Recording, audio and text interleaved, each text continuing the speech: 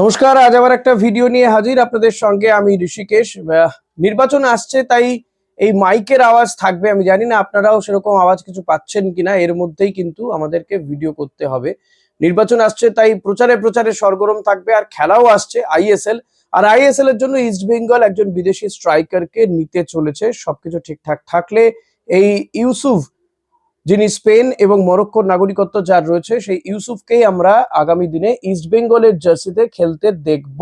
যিনি শেষ সিঙ্গাপুরে খেলেছে, সিঙ্গাপুর প্রিমিয়ার লিগে খেলেছে এবং যথেষ্ট ভালো তার রেকর্ড অন্তত দেখা যাচ্ছে। হাইটটাও বেশ ভালো, 6 ফুট 1 ইঞ্চি, 32 বছর বয়সী এই স্ট্রাইকার, গতিশীল স্ট্রাইকার, যার ভিডিও আপনারা দেখতেও পাচ্ছেন।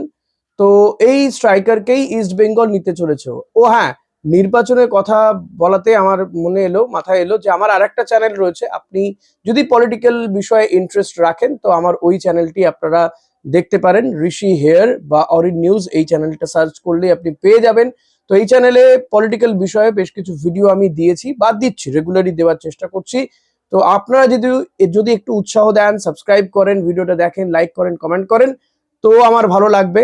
আমার অনেকেই এখানে যারা দেখেন তারা ওই ভিডিওটি সাবস্ক্রাইব করেছেন। যেমন পার্থ ব্যানার্জি বলে একজন আছেন, প্রবীর দা রয়েছেন, এরা আমার খুব সাপোর্ট করেন। তো তারাও সাপোর্ট করছেন, সাবস্ক্রাইব করেছেন। তো আপনারাও চাইলে দেখে নিতে পারেন। নির্বাচন আসছে, তো একটু তো জেনে নিতে হবে কোথায় কি হচ্ছে, কারা এগিয়ে কারা পিছিয়ে, পলিটিক্যাল বিষয়গুলো। সো প্লিজ চ্যানেলটি ভিজিট করবেন, সাবস্ক্রাইব করবেন, লাইক কমেন্ট শেয়ার করবেন। তো আবার আসা যাক আমাদের আজকের বিষয়। তো ইউসুফ, এই প্লেয়ারটি মরক্কোতে খেলেছে, স্পেনে তার নাগরিকত্ব রয়েছে, স্পেনেও খেলেছে এবং সিঙ্গাপুরে এসে খেলছে। গতিশীল প্লেয়ার। আমি খেলা দেখছিলাম, ভিডিও দেখছিলাম, বেশ ভালো স্পিড আছে, পায়ে কাজও আছে, সবকিছুই ঠিকঠাক। দূরপাল্লার শট থেকে গোলও করার ক্ষমতা রাখে। সবকিছুতে এখনো পর্যন্ত ঠিকঠাক এবং অদ্ভুত দর্শন, একটা মাথায় মানে চুল নেই, টাকলা। এহেন স্ট্রাইকার সচরাচর তো দেখা যায় না। তো আমাদের ইস্ট বেঙ্গলে আসছে এই স্ট্রাইকার, ধরে নেওয়া যেতে পারে সময়ের অপেক্ষা, হয়তো অফিসিয়ালি অ্যানাউন্সমেন্ট করা বা সাইন করা। তো এই প্লেয়ারটিকে নিয়ে অনেক প্রত্যাশা বাড়বে, তবে অনেকের মধ্যে হতাশাও রয়েছে। হতাশার কারণটা হচ্ছে যে এই যে আমরা হামিদ আহাদাদ বা হিরোশি ইবুসুকিকে দেখলাম, হতাশ হলাম, কারণ তাদেরও বেশ ভালো হাইট, রেকর্ড ভালো ছিল। But whenever they come to in East Bengal, whenever they come in Kolkata or India, তো তাদের পারফরমেন্স খুব একটা ভালো নয়, আহামরি কিছু নয়, বলার মতন কিছু নয়। যদিও হামিদ আহাদাদ তিনি বেশ কিছু গোল করেছিলেন, ছাপ রাখছিলেন, বাট হামিদ আহাদাদ চোট লুকিয়ে এসেছিলেন, এটুকু বোঝা যায়। হিরোশি ফর্মের ধারে কাছেই ছিল না, তার অন্তত যা গোল দেখেছি, যা রেকর্ড দেখেছি, হেডে গোল করার যে ক্ষমতা, সুপার কাপের ফাইনালে একেবারে 1:1 হেড পেয়ে গেল, গোল করতে পারলো না, গোলকিপারে হাতে মেরে দিল। তো এগুলো সত্যি হতাশাজনক পারফরমেন্স। কারণ ইস্টবেঙ্গল এবছর যথেষ্ট ভালো খেলছে, তার কারণ হচ্ছে এই যে মাঝমাঠে ত্রয়ী এবং ডিফেন্সে কেভিন সিভিলে, আনোয়ার আলীর জুটি, বাকি সমস্ত প্লেয়াররাই, যারা নাওরে মহেশ থেকে শুরু করে বিপিন সিং, মিগুয়েল, এদিকে মোহাম্মদ রশিদ, সাউল ক্রিস্পো, প্রত্যেকেই ভালো পারফরমেন্স করছে। কিন্তু ফাইনাল পর্যন্ত গিয়ে তীরে এসে তরি ডুবছে, ইস্টবেঙ্গল ট্রফিটা পাচ্ছে না। কারণ ওই সময় যেটা দরকার, জেনুইন একজন স্ট্রাইকারের দরকার, সেটাই ইস্টবেঙ্গল কেউ ক্লিক করতে পারলো না। সেটা দিয়ামান্তাকোস হোক বা এই হামিদ আহাদাদ কিংবা হিরোশি ইবুসুকি।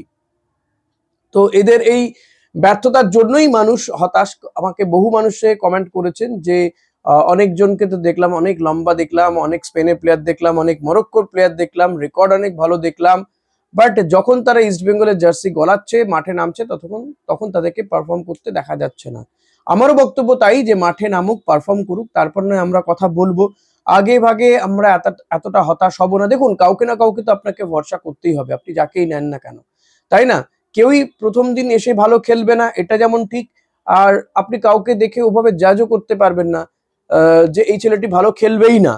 যতক্ষণ না সে মাঠে নামছে, বল পায়ে দিচ্ছে, গোল করার জায়গায় যাচ্ছে, গোল মিস করছে বা গোল করছে, ততক্ষণ আমরা তার বিষয়ে কথা বলতে পারি না, মানে সমালোচনা করতে পারি না। হতাশা থাকতেই পারে, খুব স্বাভাবিক। যে রেকর্ড আমরা দেখেছি তাতে হতাশা বা হতাশ হওয়ার মতন ফ্রাস্ট্রেশন আসে, সত্যিই আসে, আমারও আসে। কিন্তু তবুও কোথাও গিয়ে তো ভরসা রাখতে হয়। ক্লাব কর্তারা, টিম ম্যানেজমেন্ট, কোচ যখন নিয়ে আসছে, আমরা একটু বরং ভরসা রাখি। এটা ছাড়া আর কিছু আছে ভাবুন, বা আপনি ভরসা নাই রাখুন, ঠিক আছে, সেটা নিয়ে বসুন খেলা দেখতে, কিছু করার নেই। কারণ আপনি এনার আশা আটকাতে পারবেন না, আপনি এনার না আসাটাও আটকাতে পারবেন না। যদি না আসে তো কি করবেন, আপনি ধরে বেঁধে আনতে তো পারবেন না। যদি আপনার ধরুন ভীষণ ভালো লেগে থাকে তার খেলা, তাহলে আপনি চাইলেই আসতে পারবেন না। আমি চাইলেই তো আলাদিন আজহারাই ইস্ট বেঙ্গল হয়ে খেলতে পারেন, আমি চাইলেই তো লিওনেল মেসি ইস্ট বেঙ্গল হয়ে খেলতে পারবেন না। তাই এটা সম্ভবই নয় যে আপনি যেটা চাইছেন সেটাই হবে। অনেক সময় সেটা হয় না, কিন্তু আমাদেরকে মেনে নিতে হয়।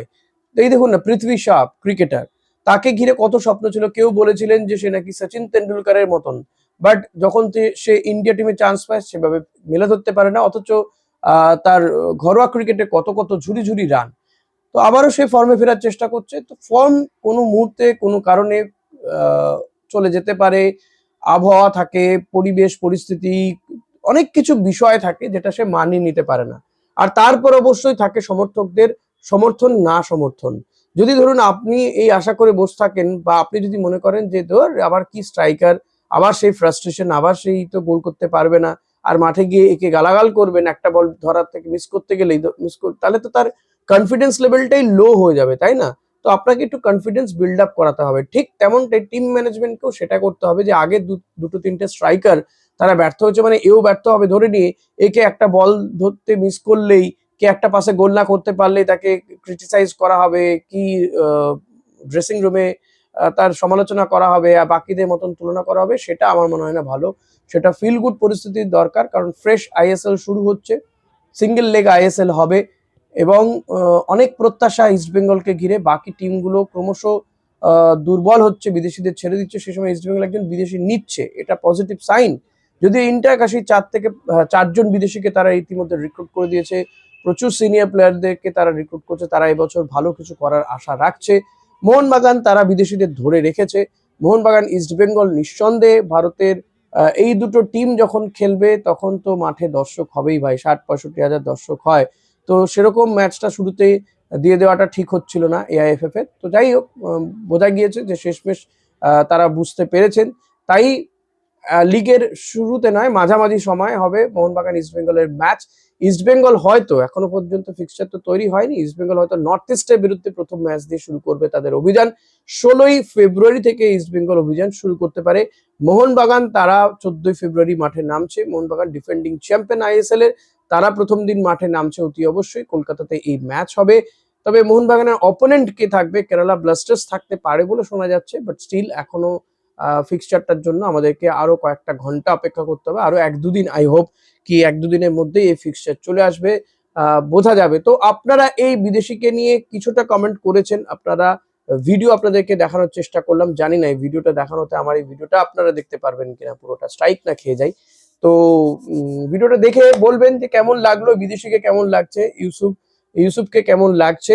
আর এটাই বলবো যে প্রার্থনা করুন যেন প্লেয়ারটি এসে ভালো খেলতে পারে, পাশে থাকুন, দলের পাশে থাকুন, প্লেয়ারটি পাশে থাকুন, এটাই আমার কামনা আপনাদের কাছে। প্লিজ, তার স্ট্যাট ভালো, হাইট ভালো, লং শট ভালো, ড্রিবল করতে পারে, পায়ে কাজ আছে, সময় লাগবে, এটুকু বলতে পারি। যদি না সে চোট লুকিয়ে আসে তাহলে কিন্তু নিঃসন্দেহে ইস্টবেঙ্গল জার্সিতে গুরুত্বপূর্ণ ভূমিকা নিতে পারে। আমি তো বলবো লং টার্ম চুক্তিতেও ইস্টবেঙ্গল যেতে পারে, তবে অতি অবশ্যই তাকে মাঠে নামিয়ে প্রত্যেকটা ম্যাচে তাকে সুযোগ দিয়ে এবং সেই কন্ডিশনে তাকে মাঠে নামাতে হবে। সময় এখনো রয়েছে, এখনো প্রায় 20-24 দিন বাকি রয়েছে।